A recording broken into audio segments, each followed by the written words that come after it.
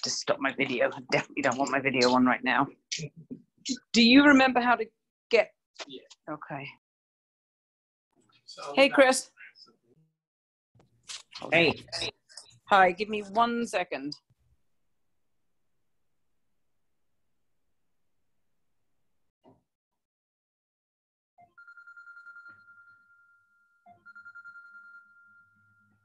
Is this Chris?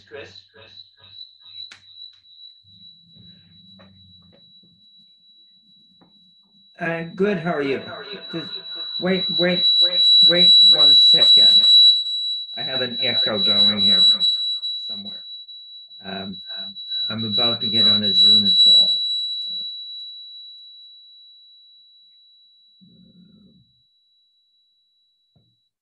Okay. I think we're there, yes. So I'm not sure if I can put this to Facebook. Claire, wait 1 second. Yeah. Okay, yes, Gregory.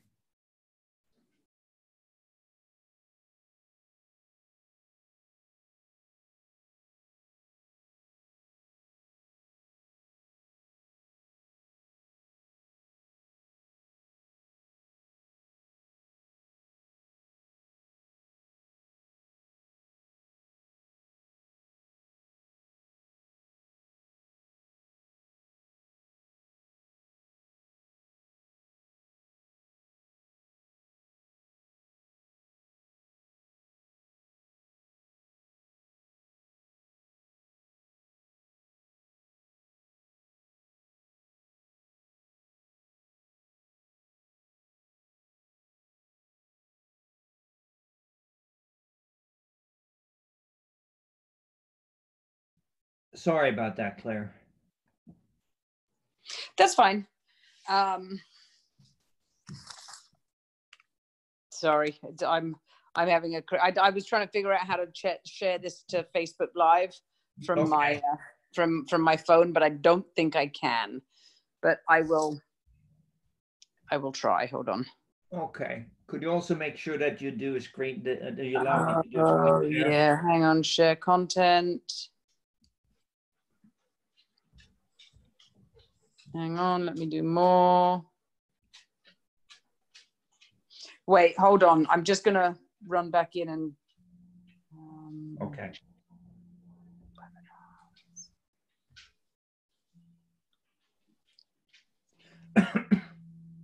Okay. They don't make it that easy for you from your mobile. No, it seems like they made it a lot worse.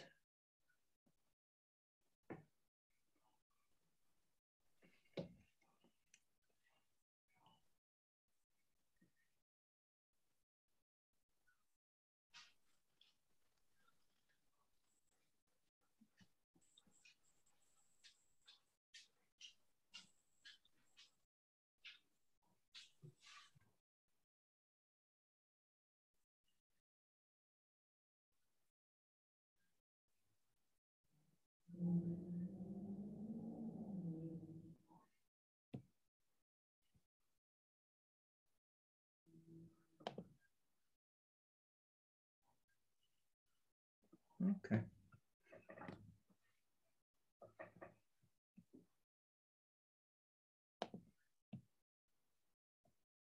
Oh no.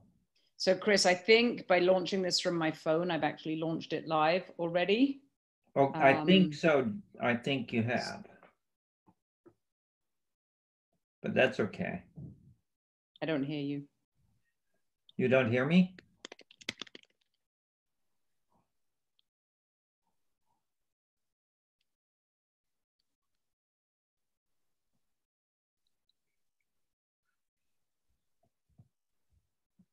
Now I hear you. Okay.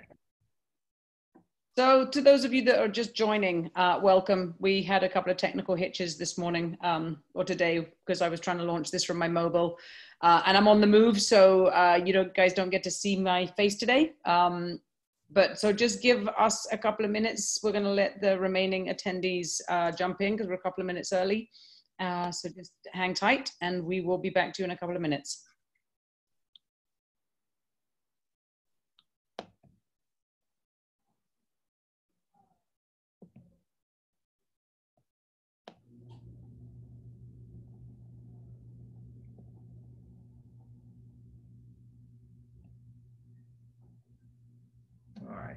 go. There we go.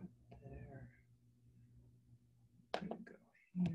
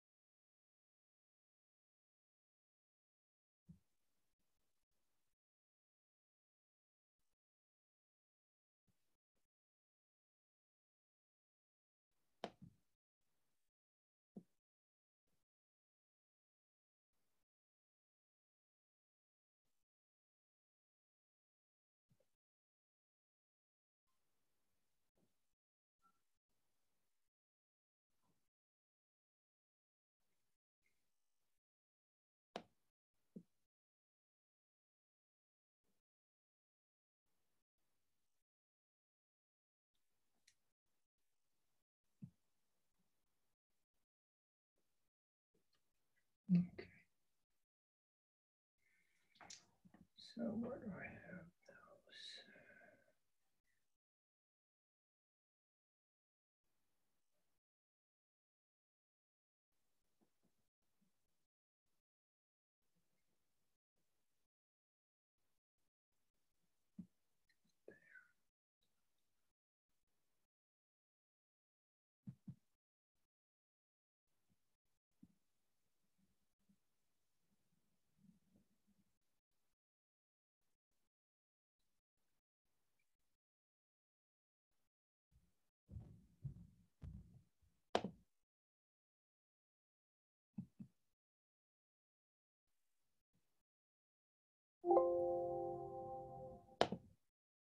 All right, let's get this party started, shall we? Good afternoon, everybody. It is Wednesday. It is 4 p.m. and we are on the weekly SBA COVID-19 update with Chris Carlsson.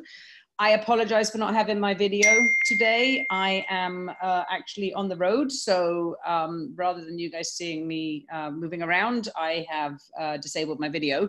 But I am here, and I'm going to be trying as much as I can to help Chris with the Q&A and sort of navigate the call. Just a quick housekeeping, just for those of you who've been here before, you know it already, but for the new attendees, we do not use the raise hand or the chat function. We use the Q&A function. So please go ahead if you have any questions, and we do encourage questions. Put them in the Q&A function for us, and we'll get to those as we can.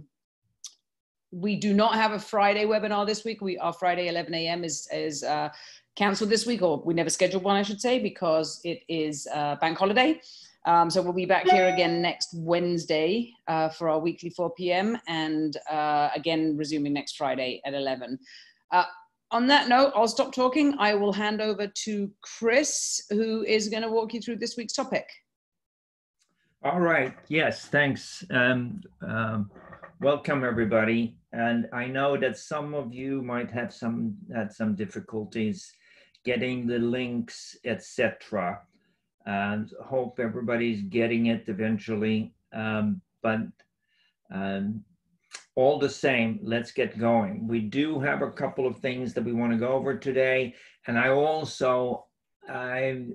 think I'm done with my actual worksheet to track the forgiveness expenses and how to do it, and figured out how to do it pretty easily. We have 2 operations using it now, and it seems like it's working for us. So we want to keep talking more about the PPP forgiving, and also that the PPP applications may actually not, as of now, it's expired, but it will probably crank up again and expire on 8/4 after the Senate acted yesterday. And I do want to go in and talk a little bit more about more survival strategies and what we can do, etc., and how to look at the world, the new world we're living in. Also reminding everybody, EIDLs are getting approved and last till 12/31 as long as money lasts there, which they probably do. So everybody there, it is, although you have to pay it back, it's still a good loan. It's a 30-year loan at 3.75%. No prepayment penalties, no personal guarantees under 200, and it is collateralized over 25K. So I wanted to remind everybody of that fact that that's still going. And here on this one, I do want to say that that's probably going to happen. The Senate passed a law, surprisingly last night, that would extend the PPP applications till August 4th. And there is money. There are $130 billion still in the fund. So if you haven't applied, or you know people who need the money and have not applied, that may still be there. And this is even better because it's the whole thing about forgiven, etc. And everybody wants small businesses to have this money. So it's something that we should take advantage of. It's good for business. And I would say, of everybody I talk to, including some of our operations that we are involved in, without this money from PPP and EIDL, this would be very, very hard. It has done, I think, what it was intended for. So again, reminding everybody who are sole proprietors that the 100% of that loan amount is automatically forgiven based on the 24 weeks. That calculation works out to 100% forgiveness. Again, can't enough tell people you're going to have to apply.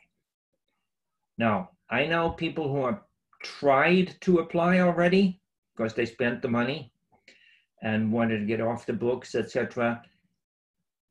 We haven't found any banks yet that are actually set up to do it. Their IT programming isn't done yet in a way that they are protected. So, but that should be coming sooner than later, hopefully. So we're going to talk about apply forgiveness and the Form EZ. Having worked with, and some of my controllers out there worked on this, almost everybody should be able to do the EZ form, and it is a heck of a lot easier. And we are going to get into this now on kind of how to do it. We did our payroll reports. We got them downloaded, and I'm going to show you also what that looks like of those who are a little bit not so well versed in that, which I'm not really. I don't work in this stuff myself. I had to get into a little bit more just to make sure that we kind of get it set up so it works, because it's a lot of money. And here we have up to 10 months after the covered period ends. And that is anywhere between 8 and 24 weeks. So 10 months after, we have to actually do the application for forgiveness. At this point, I am going to introduce our worksheet. First, let's do this first. Going to need payroll reports. To do this, there are two things that are going to be needed, as we said, the application and then the backup. We can't forget, the backup is going to be there. This is a payroll, downloaded payroll report. And in our case, with the one of the payroll companies that we have, it ended up being the workers' comp report that was the best suited for it.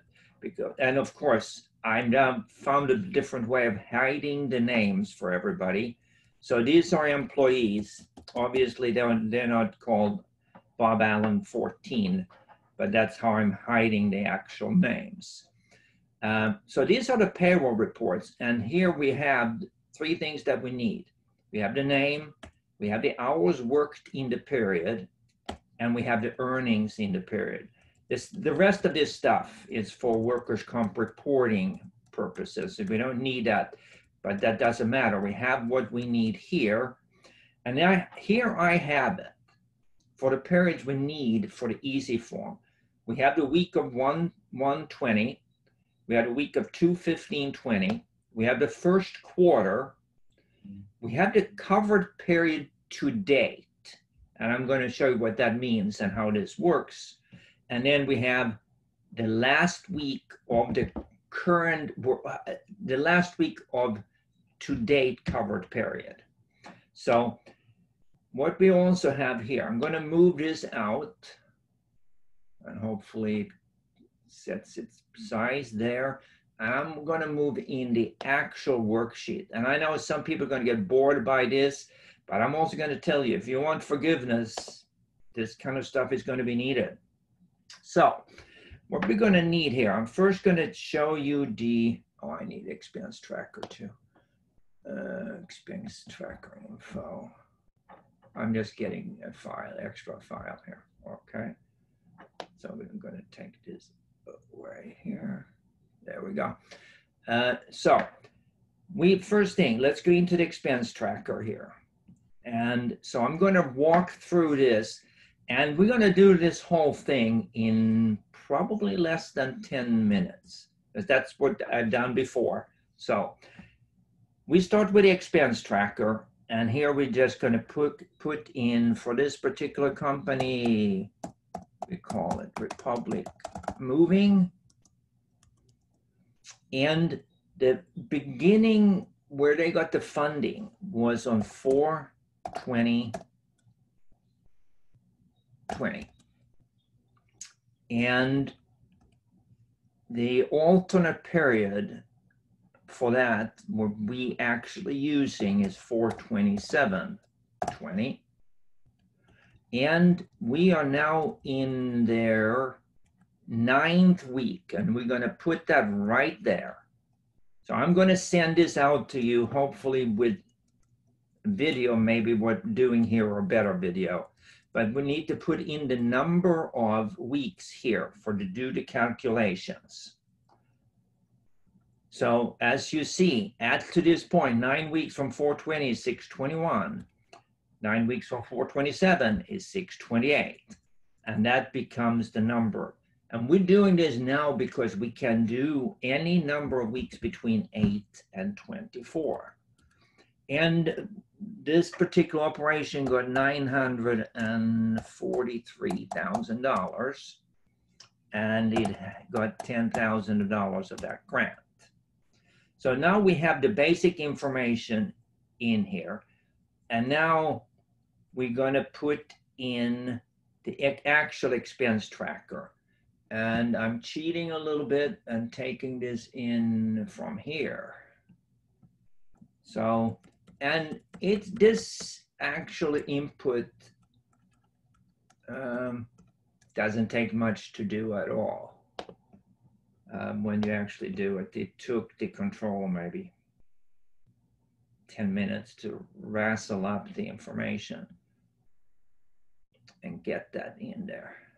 So then that's all in there. And at the bottom here, so my apologies, just go up there and explain what we have. Here we have the gross payroll. As you go, you should probably do it as you do the payroll. But to date, for this particular operation of $488,000 in payroll there, And here's the different things that qualify expenses: health insurance, state and local payroll taxes, interest on mortgages, rent on leases, and utilities. All this now down here, and this is summarized down below here. Don't worry, we get to it. And then I need one more piece of information here for the owner.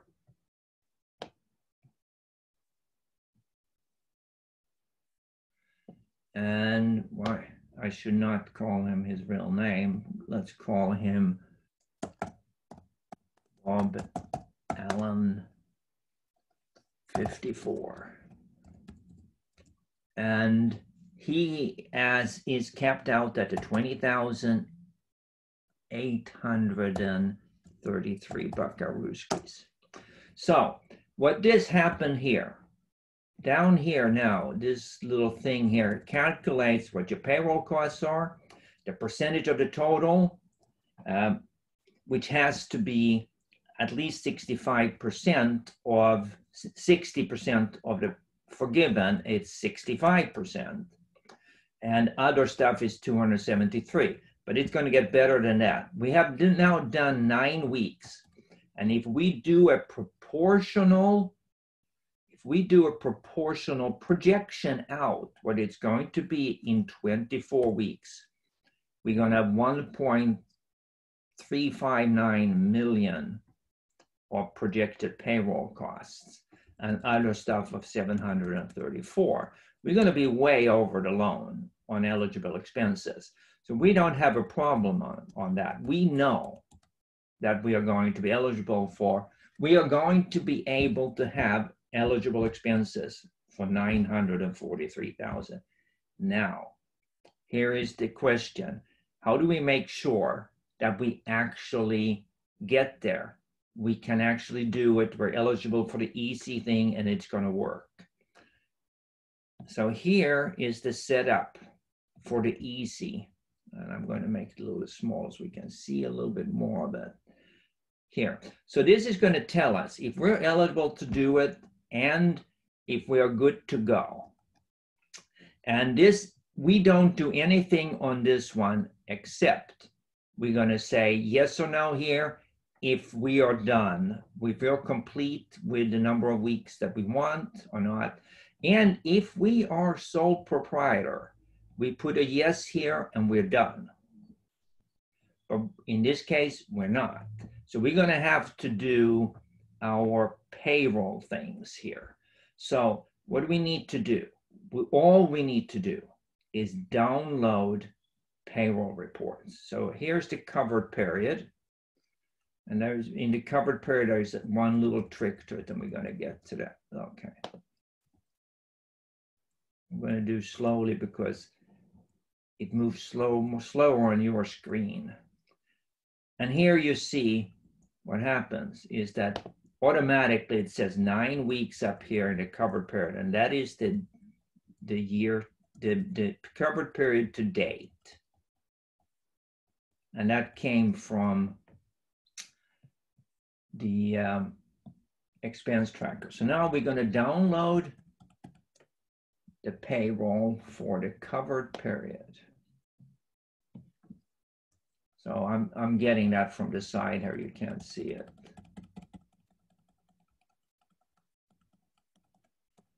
I know this is boring, but I think it's important that we all see it because this is stuff we have to do. And I personally, I don't want my people to do it with input. I want it to be downloaded from payroll reports to make sure that we know what we're doing and it's right and we don't have to spend hours and hours and hours keying. And so there, we got the payroll information for the covered period in here. Now, we're going to go to 215 and do the same thing right there. 215, going here, getting my payroll stuff.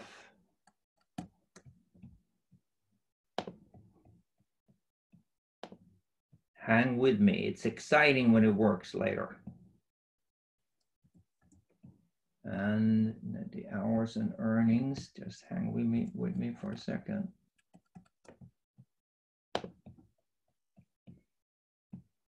Hours and earnings. And safe harbor, we don't need to do now.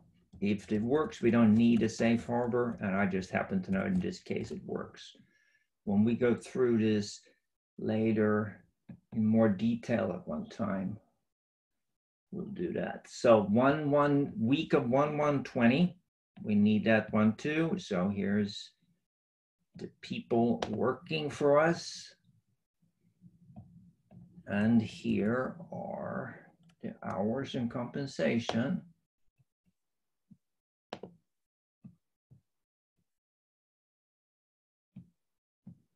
There, oops, I did that incorrectly. We do it again. There's the hours and compensation. And you see how it goes in here and then it's going to go over there. So here in first quarter this year, and get the people working for us.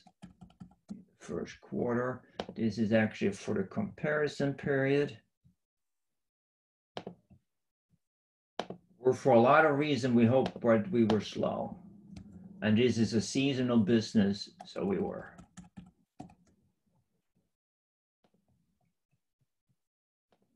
And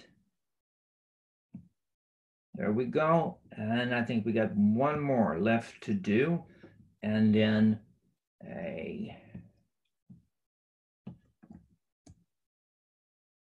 an adjustment in the program.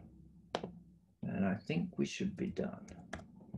Names there. And then we want the hours and compensation.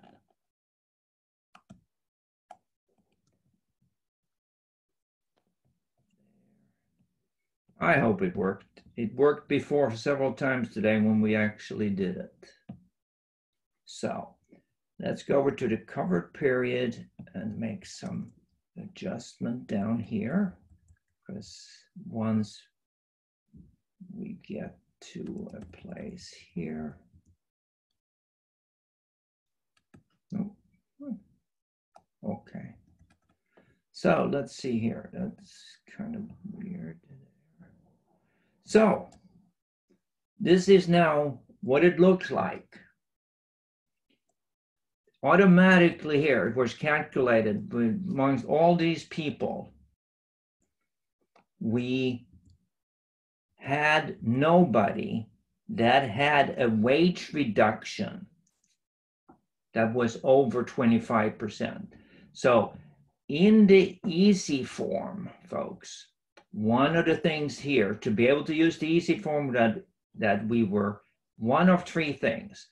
We did either sole proprietor or we satisfy number two here. We could say in the box of number two that we had no wage reduction in rate of pay that was over 25%. Plus, our number of employees didn't go down compared to the average number of employees, compare to the week of 1/1. And then we also look at the average paid hours per week. They were higher in our covered period than in the week of 1/1/20. So those were what we had to do. Then if we had not been able to do that, we could have gone to the week of 2/15 and looked and say, okay, did we have employees that we were unable to rehire that we could add in the or subtract from the number of employees in the week of 1/1/20? It does that automatically.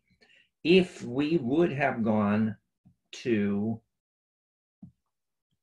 2/15 this here, there is a feature here that we can go down and say, Bob 3, we laid him off. Then we wanted to rehire him, and he said, no, go pound salt, I don't want to come back.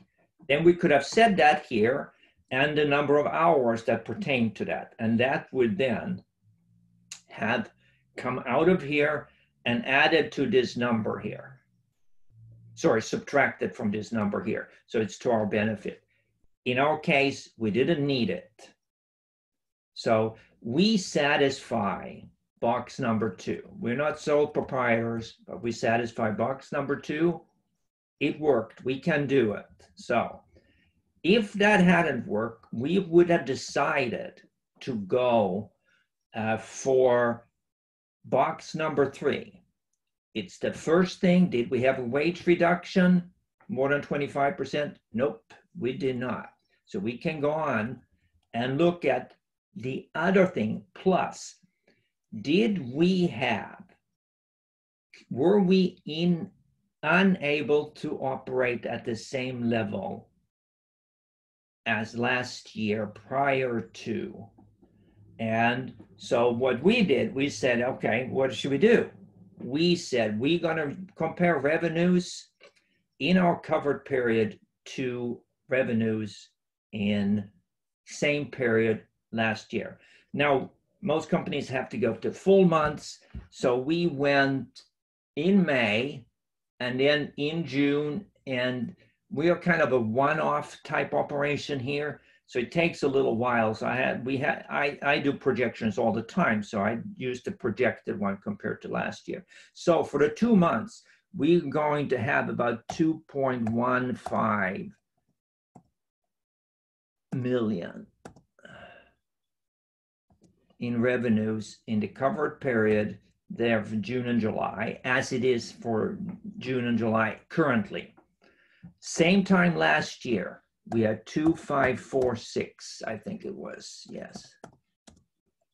So we had a decrease on revenues, yes, we did. And no surprise, because in this particular case, then can we also justify this by saying it is due to restrictions that HHS, Health and Human Services Administration, CDC or OSHA did. Yes, what they did, they put in restrictions on the military. So this particular operation does 60% of the business with military. So they put in a no move order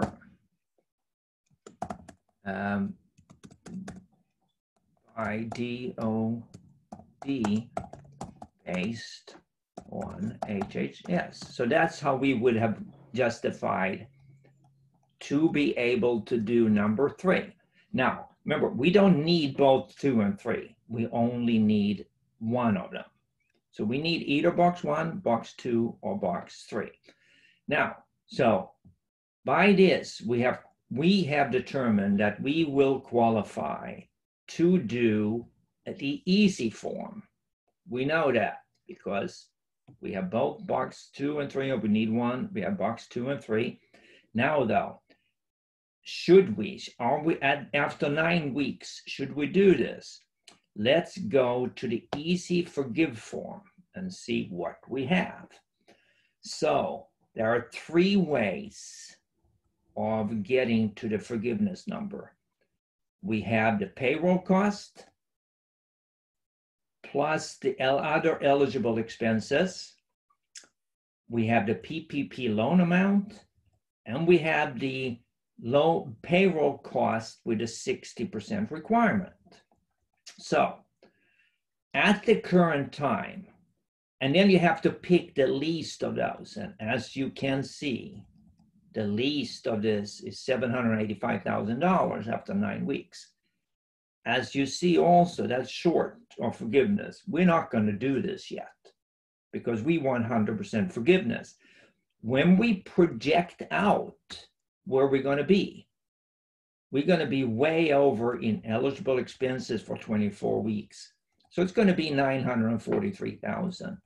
After 24 weeks, we know we're going to be at 100% forgiveness in 24 weeks. So we know that by doing this now, and it took me 10, 15 minutes or something to do this, given that I had the payroll reports that I needed to do it, we now know that we can't submit our application yet, but we can probably in 3-4 weeks do it if we want to do it at that time. And we know we're going to be good. So for us, it just now involves making sure we do the application, making sure we have the correct backup.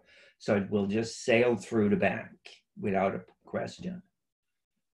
So, and now I'm actually fairly confident and comfortable that this works. I'm going to do it obviously with much more trials before I send it out for other people to actually use it. But you guys will have it shortly, and you can use it. You have 2 employees, you have 40 employees, whatever it is, you should be able to use this format to do it. So should we do a couple of questions? Are you there still, Claire, or should I do it? I am here, but it might be easier if you don't mind doing it. Yes, no, not at all. Thank you. What happens if we spend EIDL loans in a way that is not approved by SBA? That is a little bit of a loaded question, of course. So I'm going to answer 2 ways. Of course, first answer is that you shouldn't spend it in a way that's not approved. There are actually 3 answers. That's the first. Number 2 answer is that if you do business expenses, there are 2 aspects to this. First, you probably set an application, well, it actually says it's going to be used for working capital. So what's working capital? It's basically everything but capital expenditures and paying off other loans. So as long as you use it for anything else, that helps you in working of the company. That generates receivables, revenues, pays off AP, et cetera, that is eligible expenses. Then number 2 is who is going to earmark the money, provided that there is some revenues coming into the operation. So I think that works there. And that's the practical part of it. So I kind of forgot myself a little bit in it here. So the next one, used up the PPP dollars. Where do I go from here to apply for forgiveness of the portion of the loan? We just went through the worksheet to do it.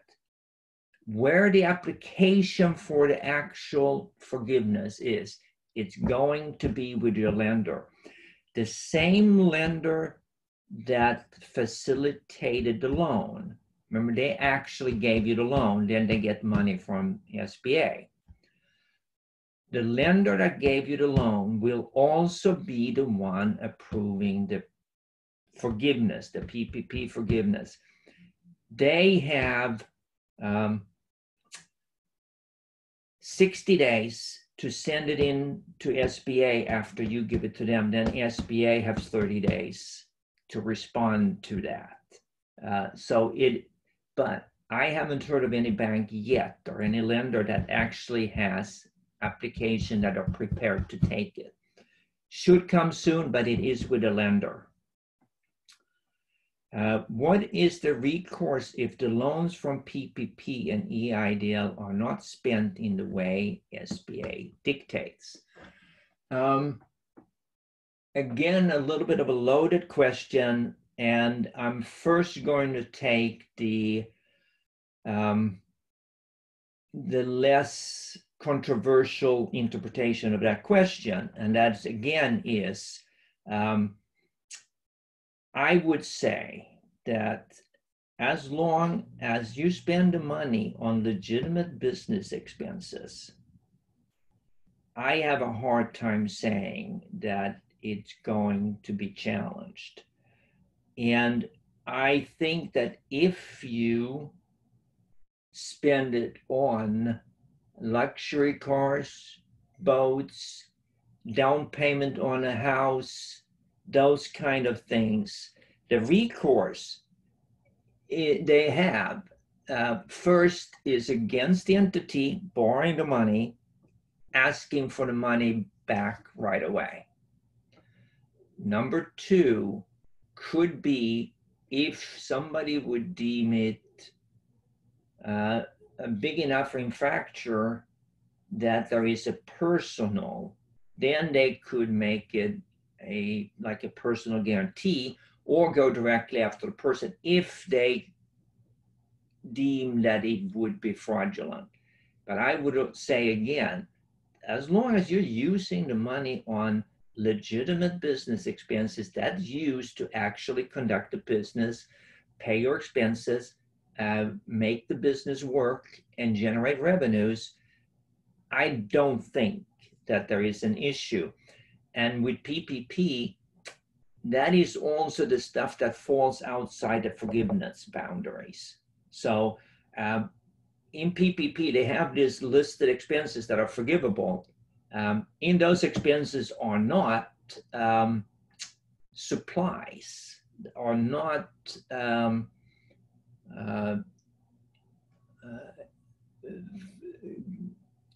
third-party services that you may need. It's not if you have horses, it's not feeding the horses, but those are legitimate business expenses that nobody's going to challenge you using the money for. They're just not forgiven.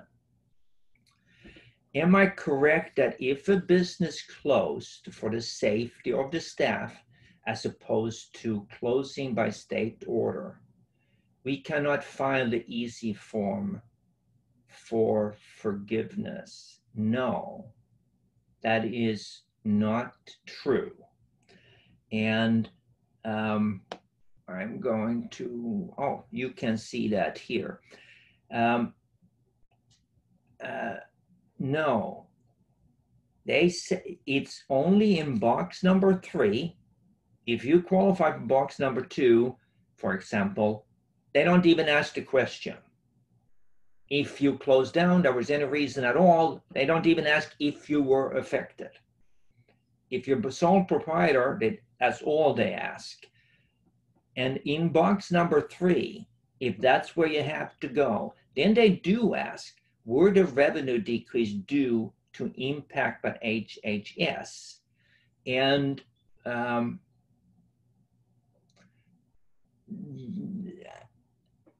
then it's asking for impact, not order, I believe. So I think if you say that, no, we had to do this because of the social distancing, etc., then it impacted us. But then again, go here, as you see, box number 1, 2, 3, it's only in number 3 that you even get to answer a question pertaining to it. I'm going to send out again the actual instructions for the easy form so you can read the actual language in there. Self-employed, no employees, no income since March. EIDL application still in review. Received 1K from NJDA. Am I eligible? Thanks for the presentation. Eligible, I'm going to take 2. Yes, you are eligible for an EIDL loan application. They're reviewing it. It's completely up to them. You can't challenge it. Are you eligible for forgiveness for PPP? Yes, as a self-employed, all you have to do is fill click this box here, and what you got as a loan over 24, then pay over 24 weeks, it then deemed that you paid yourself the money. So, is payroll applied to forgiveness at gross payroll? Yes, it is. It's the gross payroll. In box 3, our business was closed by government mandate. Yes. So in box 3, you're going to have to answer that you didn't, and show that you didn't reduce the pay rate to anybody by more than 25%, which you didn't if you were closed. And then you're going to have decreased revenues, which you would have. And then you were closed by mandate by one of those 3. So yes, you should be good. Our business was closed by government mandate and just reopened at 50% due to social distancing. Would this fall under CDC or OSHA governing body? I think that it actually falls under all 3, because most of the times what happened was that the state followed OSHA, followed CDC, HHS guidelines and actually make them more stringent. So I think that you could actually explain it in all 3 of them. Is it better to use the complete 24-week time frame for forgiveness, or use only required weeks that meet the amount of loan for forgiveness guidelines? Also, can you file before 24 weeks? Last portion first, yes. You can file anytime between 8 and 24 weeks. Obviously not until the bank, your lender, will actually accept the application. But as soon as they can, you can pick when you do. There's some practical considerations over here when you actually read. First, you have to have your payroll reports, right? So yes, you can pick and say, I want to do it now. And then you pick and say, I'm going to get my, if I can do box 2, go through it, and you probably have your payroll report. You get that the same week as you pay the payroll, probably from incur the previous week. And then you got to have to get them all. You can actually get them out of your payroll reports, get them into Excel format, and dump it into the calculation. So that can be done. So you're probably dealing with a couple of, if you take 10 weeks, it probably takes you to 11 or 12 weeks to actually do it for the 10th weeks. So which is better? I would say that if you are completely certain of everything in your application and in your PPP forgiveness application, that there is nothing there that should be challenged, everything was fine, then it's a question of, okay, I don't want to hassle with this anymore. I see in the calculation that we did here in the worksheet that I'm over the 100%, and I'm very comfortable with my backup. So yeah, I would do it because I get it off the books. I don't have a loan on my books anymore that my bank may not like, etc. And I don't have to keep doing the record keeping, and I'm not subject to SBA possibly coming up with some other things that may not be so good. I think that they're past that now, but you never know. Can I find an easy form on the SBA website? Yes, you can.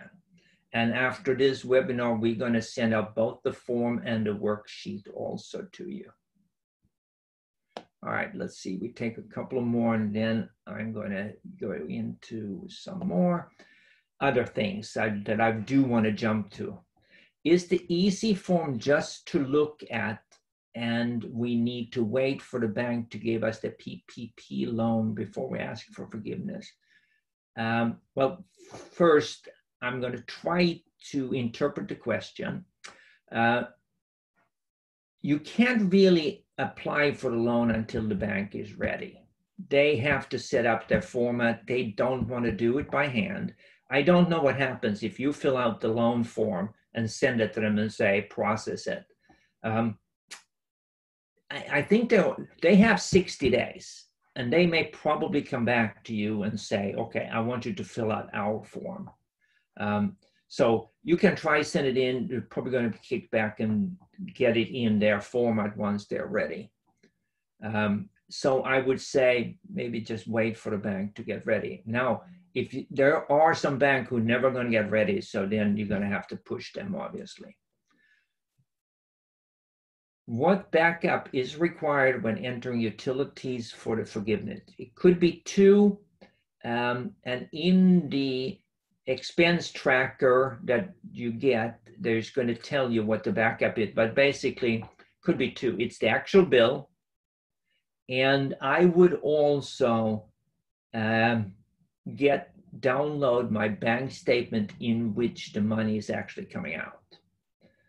Because they talk about incurred and paid, and I would play the safe bet with the lender. I don't care how they want to look at it. Here it is. It was incurred and it was paid. Here's my bill. Here's where it comes out on the bank statement. Have at it. Go and get the application for me. What are the tax implications of PPP funds and EIDL grants? I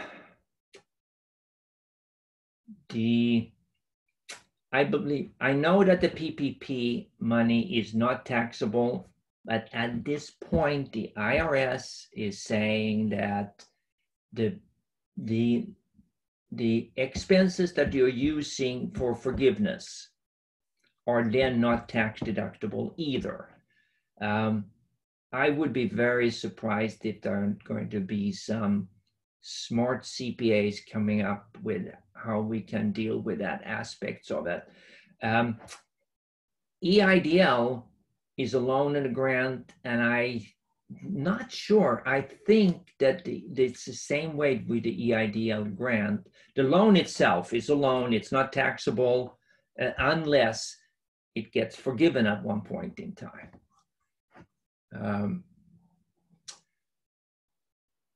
Do utility bills have to be after the PPP was granted? Yes.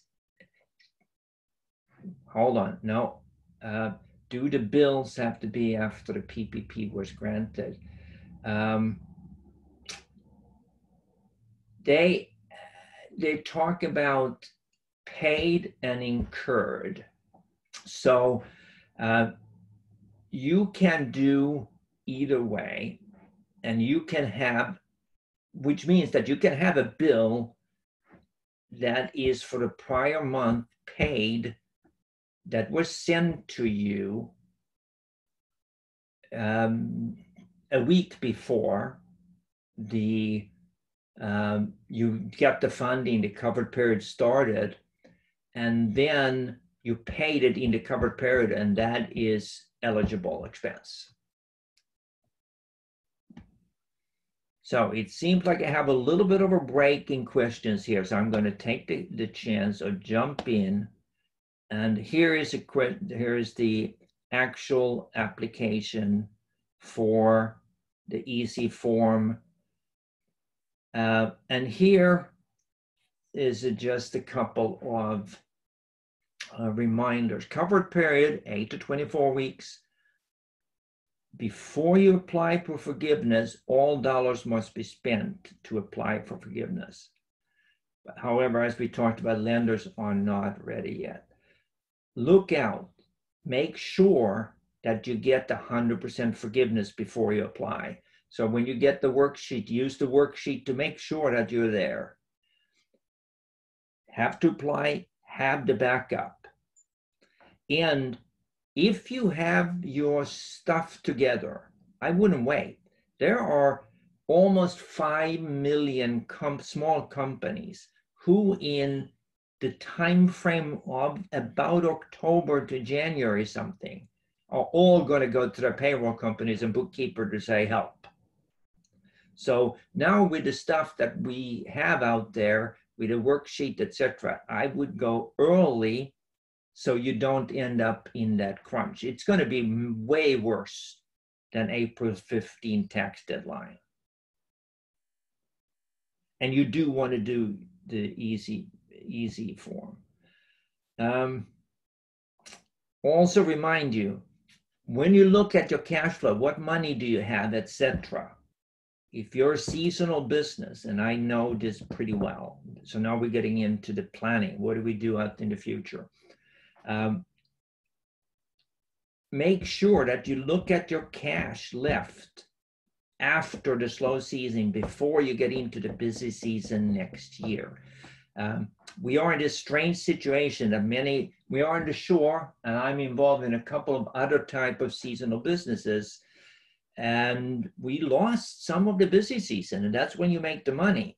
And where you now look at, oh, we have money, well, what is it going to be? What is it going to look like in right before the busy season next year? I talked about Joan the Mover a couple of meetings ago, and how she had to look here. She was in here June, July, August, thinking about how we're going to look for here. She squeaked by August, and then she looked really good. But this is where you have to look here. In April, May, and June, squeaking by with 50 grand. That's what you have to look out for. And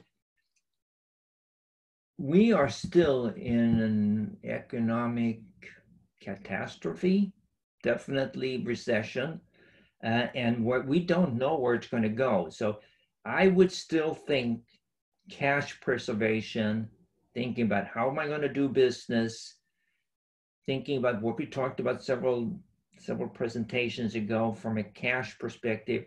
How do I preserve cash? Everything is negotiable. Think about talking to the landlords. Look at, with my lesser revenues, can I get the insurance decreased? Can I get a refund? Talk to your suppliers. Can I extend the terms?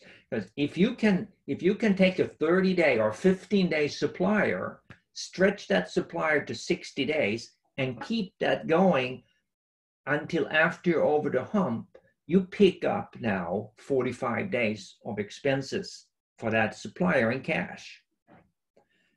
Look at right-sizing yourself. We're all into this PPP now, and some people have gotten a little bit carried away with staff. I think we're going to have to look at right-sizing again. Renegotiate loans. I've done it in a couple places. I want to kick out the terms, making sure we survive, etc. And it's a new bright world. Are there other revenue streams? Can we do business differently? Okay, back to a question. Is there a time frame in which an EDIL big loan needs to be used? No. You can carry that forward forever as long as it's used for, kind of working capital in the business. There is no time frame for you to use that. And if you do your cash flow projections and you got a lot of EIDL money, which a lot of us did, stretch it out, make sure that you do it on reasonable expenses and you cover yourself into the future. We are almost running out of time. So a couple of don'ts when you look at your cash planning if you're starting to get squeezed. One thing that you don't want to forget to pay are payroll taxes, especially the employee portion. It's called the estate portion. You have to pay them. There's heavy fine and there is a personal responsibility. There is no corporate shield for payroll taxes. Workers' comp, same thing. For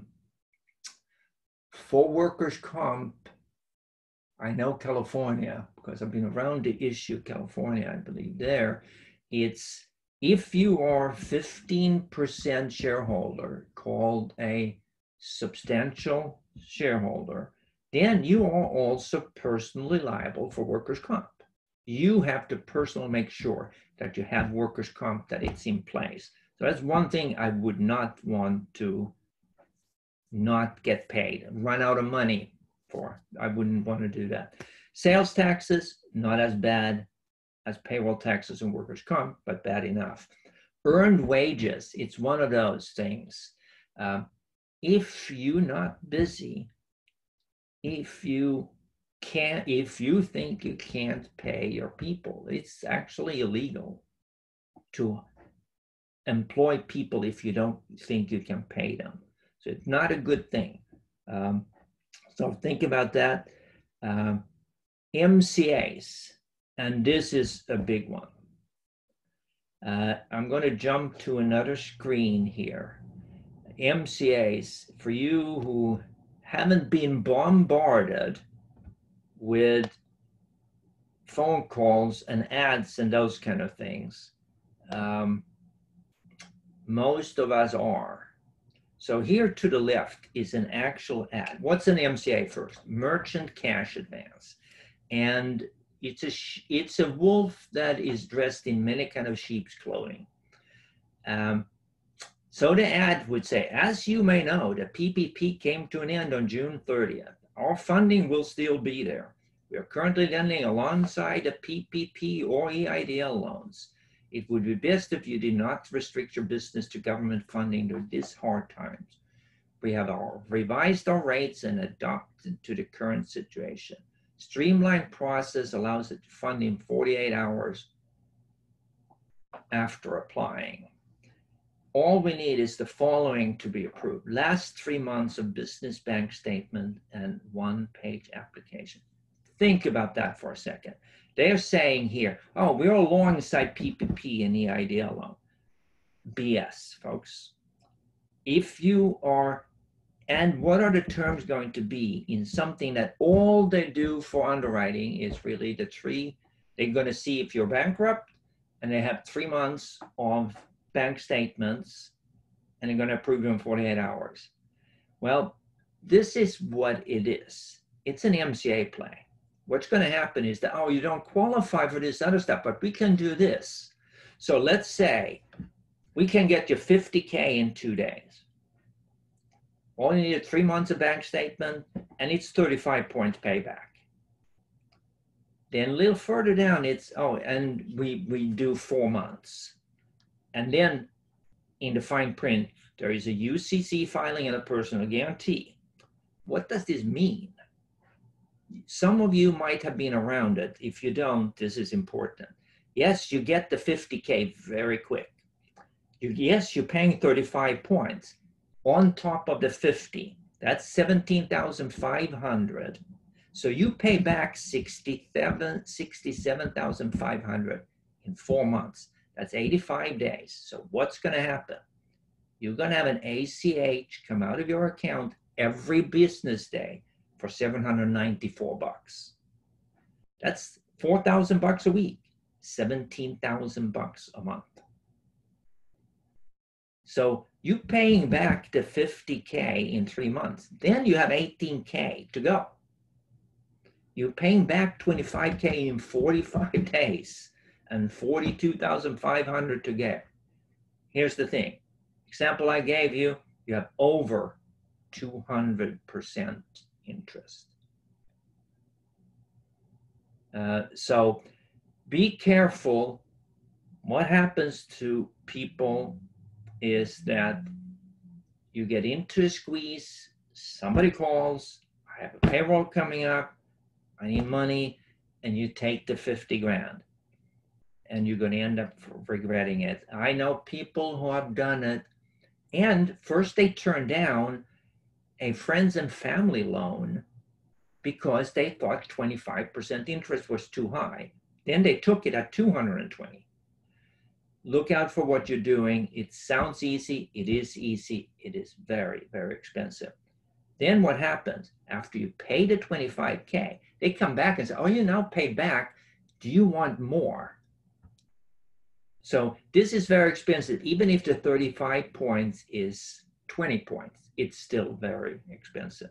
I just want to put that warning out there because they are out there. The sharks are circling.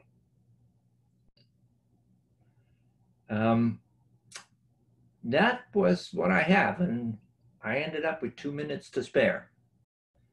And if we don't have any more questions today, I want to thank everybody, and hopefully we will also get our processing streamlined, SCORE and Zoom together change the processing. We have changed our kind of tracking and operating system at SCORE much better, but we have to kind of figure it out. So everybody, thanks for joining, and I will talk to you later. Thanks, everybody.